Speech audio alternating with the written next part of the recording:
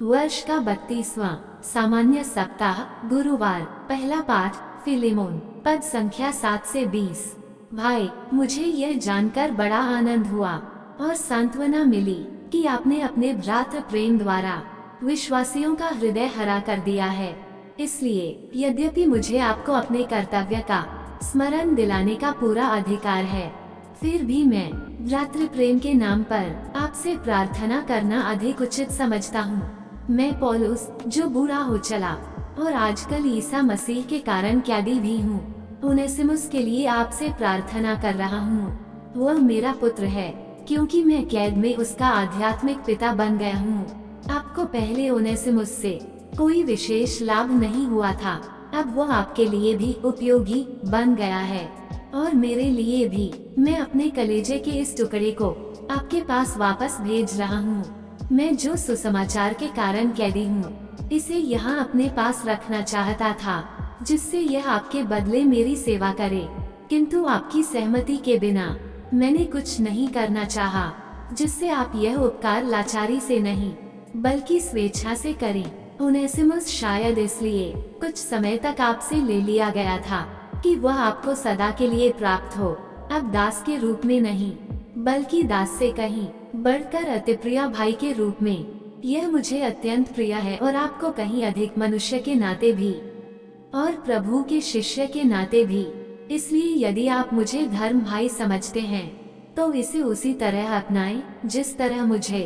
यदि आपको इससे कोई हानि हुई है या इस पर आपका कुछ कर्ज है, तो मेरे खर्चे में लिखें। मैं पौलुस अपने हाथ से लिख रहा हूँ, मैं उसे चुका दूंगा। क्या मैं आपको इसका स्मरण दिलाऊं कि आप पर भी मेरा कुछ कर्ज है? आप तो मेरे ही हैं। भाई, प्रभु के नाम पर मुझे आपसे कुछ लाभ हो, आप मसीह के कारण मेरा हृदय हरा कर दें। सुसमाचार, लूकस अध्याय 17 पद संख्या 20 से 25। जब फरीसियों ने उनसे पूछा कि ईश्वर का राज्य कब आएगा, तो ईसा ने उन्हें उत्तर दिया, ईश्वर का राज्य प्रकट रूप से नहीं आता। लोग नहीं कह सकेंगे, देखो वह यहाँ है, अथवा देखो वह वहाँ है, क्योंकि ईश्वर का राज्य तुम्हारे ही बीच है। ईसा ने अपने शिष्यों से कहा, ऐसा समय आएगा जब तुम मानव पुत्र का एक दिन भी देखना चाहोगे, किंतु उसे नहीं देख पाओगे। लोग तुमसे कहेंगे, देखो वह यहाँ है, अथवा देखो वह वहाँ है, तो तुम उधर नहीं जाओगे, उनके पीछे नहीं दौड़ोगे, क्योंकि जैसे बिजली आकाश के एक छोर से निकलकर दूसरे छोर तक चमकती है, वैसे ही मानव पुत्र अपने दिन प्रकट होगा। परंतु पहले उसे बहुत दुख सहना और इस पीढ़ी द्वारा ठुकराया जाना है। मनन चिंतन, हम अपने जीवन में बहुत कुछ पाने की धुन में लगे रहते हैं, परंतु प्रभु यीशु मत्ती 6:33 में हमसे कहते हैं, तुम सबसे पहले ईश्वर के राज्य और उसकी धार्मिकता की खोज में लगे रहो, और ये सब चीजें तुम्हें यूं ही मिल जाएंगी। इस वचन के द्वारा यीशु ने ईश्वर के राज्य की खोज करने के लिए कहा। प्रभु यीशु ने ईश्वर के राज्य के बारे में बहुत सारी शिक्षाएं दी है तथा कई दृष्टांतों द्वारा ईश्वर के राज्य के विषय में समझाया। आज के सुसमाचार में प्रभु यीशु कहते हैं, ईश्वर का राज्य तुम्हारे ही बीच है।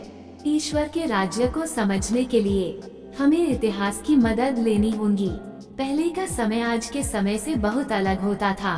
पहले के समय में राजा और सम्राट हुआ करते थे और एक एक राजा का साम्राज्य हुआ करता था। साम्राज्य उस राजा की सीमा थी जिसके अंतर्गत वह की वस्तुएं, खेत खलिहान, जंगल तथा प्रजा उस राजा के अधिकार में आता था और उस पूरे राज्य में राजा की ही शासन चलता था। जो राजा का आदेश होता था उसे वह के सैनिक और प्रजा उसका पालन करते थे। ठीक इसी प्रकार जो ईश्वर की आज्ञाओं का पालन होता है, वो ईश्वर का राज्य कहलाता है।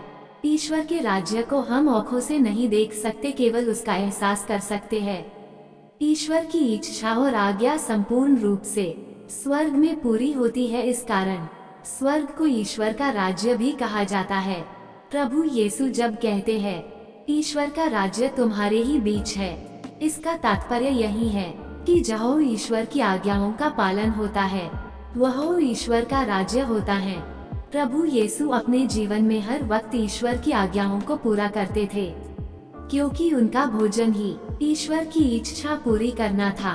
प्रभु सभी को यह बताना चाह रहे थे कि उनके जीवन के द्वारा ईश्वर का राज्य तुम्हारे बीच में है, अर्थात वे ईश्वर के राज्य के रूप में सबके बीच में उपस्थित थे और उस ईश्वरीय राज्य को वह के अंधों, लंगड़ों, पापी, नाकेदार और धर्मी व्यक्तियों ने महसूस किया एवं पहचाना। जब कभी हम ईश्वर की आज्ञाओं और इच्छा का पालन करते हैं, तब हम अपने जीवन द्वारा ईश्वर के राज्य को प्रकट करते हैं।